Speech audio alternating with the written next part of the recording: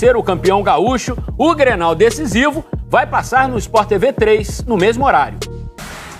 Hoje não teve NBA com o Escobar, né? Já notícias do Fla-Flu e os craques na calçada da fama do Maraca.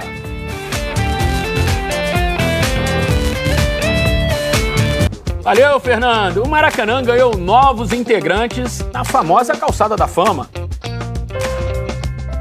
Maracanã, mesmo fechado ao público por causa da pandemia, ainda é o santuário onde são canonizados os craques do futebol brasileiro, com a alma bem carioca. Ontem estiveram por lá alguns ídolos que ajudaram em campo a construir a magia do estádio. 2 zagueiros de seleção marcaram seus pés na calçada da fama do Maracanã. Ricardo Rocha, que disputou as Copas do Mundo de 1990 e 1994, e Juan, que jogou as Copas de 2006 e 2010. A dupla se juntou a nomes como Roberto Dinamite, Jairzinho, Júnior, Adílio, Mauro Galvão e Renato Gaúcho, que também estiveram na cerimônia para refazer suas pegadas, que foram danificadas ao longo dos últimos anos. Agora, a Calçada da Fama conta com as marcas de 87 craques no total. Tantos pés, tanta história. Entre uma homenagem e outra, o evento foi se estendendo e sobrou tempo para resenha e um pouquinho de provocação. Moçada, boa noite. Essa homenagem é pelo gol de barriga. Nada mais, ele não fez muita coisa no Maracanã. Então palmas para ele. Foi isso. Autor daquele gol histórico na final do estadual de 1995 pelo Fluminense, Renato Gaúcho tem boas recordações no estádio. Toda hora, todo dia, qualquer pessoa que vem aqui coloca os pés na calçada da fama. Principalmente se tratando, para mim, continua sendo o maior estádio do mundo. E o Rio de Janeiro balança sim o coração porto-alegrense de Renato. O treinador recebeu uma proposta do Corinthians esta semana e disse não ao clube paulista. Mas a resposta pode ser diferente se o destino for um time carioca. Eu estou pensando ficar próximo da família. Se hoje, por exemplo, aparecesse uma proposta do Rio de Janeiro, seria diferente. Eu iria olhar diferente com os olhos. Maracanã, Rio de Janeiro, continuam a seduzir. Ei, Maraca, hoje vamos conhecer o campeão carioca. No primeiro jogo deu empate no Fla-Flu. Agora quem vencer, levanta a taça. E outro empate leva a decisão para os pênaltis. O Flamengo tentou fazer mistério antes da final. Mas o suspense acabou agora há pouco, meio-dia, quando saiu a lista de relacionados sem o nome de Diego Alves.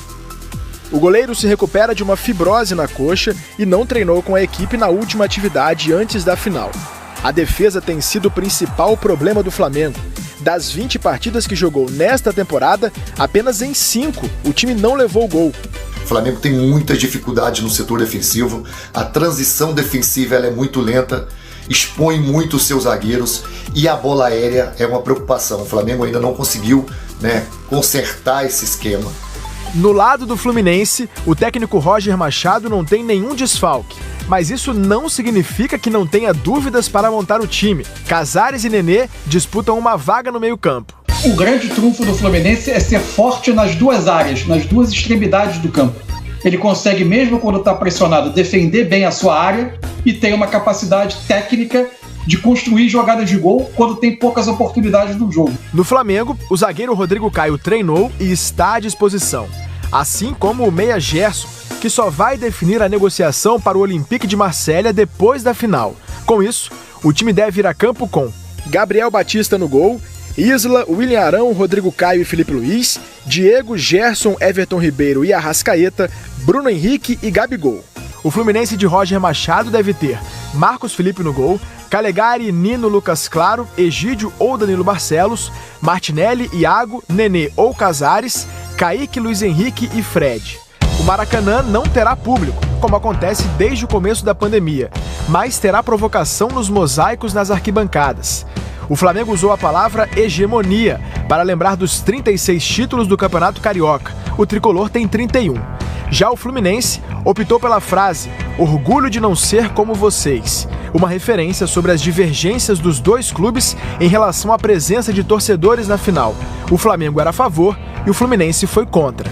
Na primeira partida da semana passada, a Federação de Futebol do Rio liberou a presença de convidados dos dois clubes, mas sem pedir autorização ao governo. A FERJ registrou a presença de 148 pessoas nas arquibancadas e, por causa disso, a administração do Maracanã foi multada por infração sanitária gravíssima. Desta vez, a FERJ pediu a liberação dos convidados, mas a Secretaria de Saúde do Rio negou, alegando que na cidade ainda está em vigor o decreto de 13 de janeiro deste ano, assinado pelo prefeito Eduardo Paes, que suspende a presença de público em estádios e ginásios esportivos.